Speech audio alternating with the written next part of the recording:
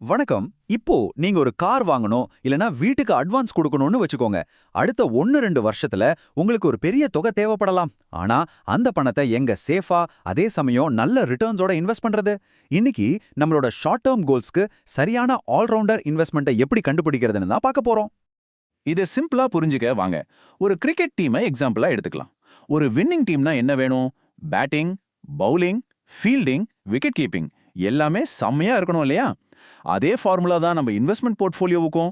பாதுகாப்பு, ஸ்டெபிலிட்டி, நல்ல ரிட்டர்ன்ஸ், அப்புறம் ரொம்ப ரொம்ப முக்கியமான விஷயம் டாக்ஸ் எஃபிஷியன்சி. இந்த நாலையும் கரெக்டா பேலன்ஸ் பண்றதுல தான் வெற்றியோட ரகசியமே இருக்கு. சோ கேள்வி என்னன்னா, கிரிக்கெட்ல ஒரு ஆல்ரவுண்டர் எப்படி டீமுக்கு ஒரு பெரிய பலமா இருக்கிறாரோ, அதே மாதிரி நம்ம ஷார்ட் டேர்ம் இன்வெஸ்ட்மெண்ட்ஸ்க்கு இந்த 4 விஷயத்தையும் கரெக்டா செய்யற அந்த நம்பகமான ஆல்ரவுண்டர் யாரு? அதை தான் நாம இப்ப கண்டுபிடிக்க போறோம். இங்க நாம பேசிட்டு இருக்கிறது 1லேருந்து 5 வருஷத்துக்குள்ள இருக்கிற இன்வெஸ்ட்மெண்ட்ஸை பத்தி.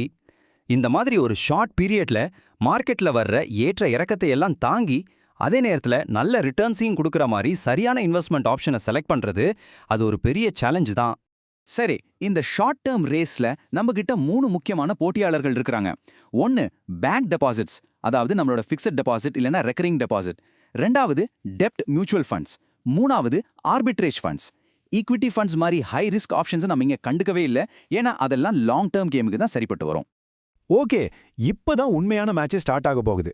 Bank deposits, debt funds, arbitrage funds இந்த மூணையும் நேருக்கு நேரா மோத விட்டு இதுல என்ன பிளஸ் என்ன மைனஸ்னு அலசி ஆராய்ஞ்சலாம் வாங்க. இன்வெஸ்ட்மெண்ட்னு சொன்னாலே நம்ம எல்லாருக்கும் முதல்ல மனசுல வர்ற கேள்வி என்ன? ரிட்டர்ன்ஸ் எவ்வளோ கிடைக்கும்? சரி, இந்த மூணுல எது நல்ல ரிட்டர்ன்ஸ் கொடுக்குதுன்னு பாத்திரலாமா? இங்க ஒரு இன்ட்ரெஸ்டிங்கான விஷயத்த கவனிங்க. சேஃப்டி, ஸ்டெபிலிட்டின்னு பார்த்தா மூணுமே டாப் கிளாஸ், ரொம்ப சேஃப். சரி, ரிட்டர்ன்ஸ் பார்க்கலாம்னா அதுலயும் பெரிய வித்தியாசம் இல்ல. பேங்க் டெபாசிட்ஸ்ல சுமார் 6.5%, டெப்ட் ஃபண்ட்ஸ்ல 6.5%லிருந்து 8% வரைக்கும், ஆர்பிட்ராஜ் ஃபண்ட்ஸ்ல 6%லிருந்து 7% வரைக்கும் வருமானம் கிடைக்குது. மேலோட்டமா பார்த்தா எல்லாமே கிட்டத்தட்ட ஒன்னு போல தான் தெரியுது இல்ல? அட, எல்லாம் ஒண்ணு போலவே இருந்தா அப்புறம் எதை வச்சு முடிவு பண்றது? இதுங்களுக்குள்ள உண்மையாவே ஒரு பெரிய வித்தியாசம் எங்க தான் இருக்கு?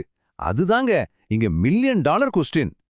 அந்த உண்மையான வித்தியாசம், அந்த கேம் சேஞ்சரே டாக்ஸ்ல தான் இருக்கு. ஆமா, வரி விஷயத்துல தான் நம்ம ஆல்ரவுண்டர் மத்தவங்களை விட பல மடங்கு முன்னாடி போறாரு. இத கொஞ்சம் கவனமா கேளுங்க.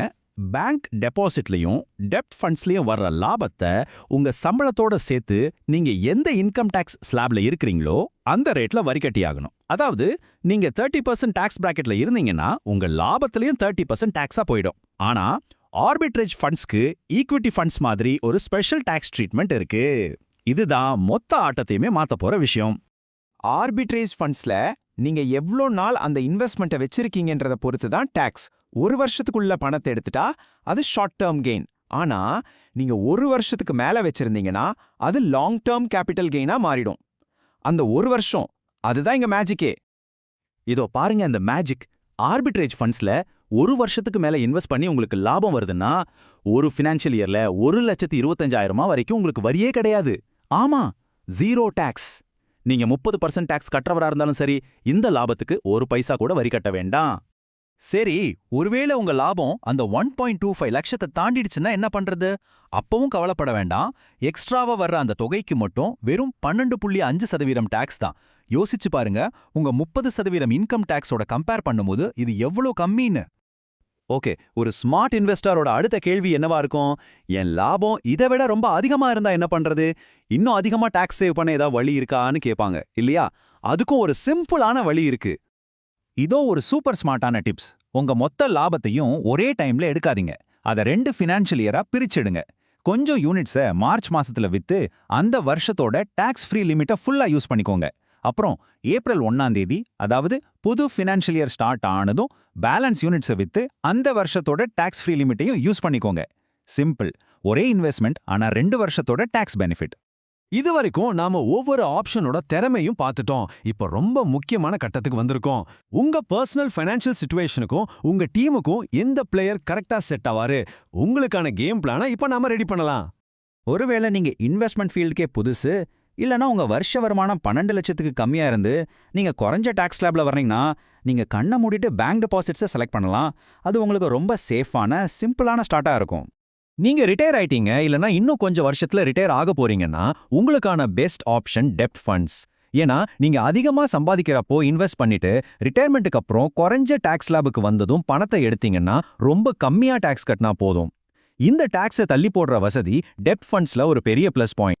சரி, மத்த எல்லாருக்கும், அதாவது அதிக டாக்ஸ் ஸ்லாப்ல இருக்கிறவங்க டாக்ஸ் பெனிஃபிட்டை முழுசா யூஸ் பண்ணிக்கணும்னு நினைக்கிறவங்களுக்கு நம்ம ஆல்ரவுண்டரான ஆர்பிட்ரேஜ் ஃபண்ட்ஸ் தான் பெஸ்ட் சாய்ஸ்.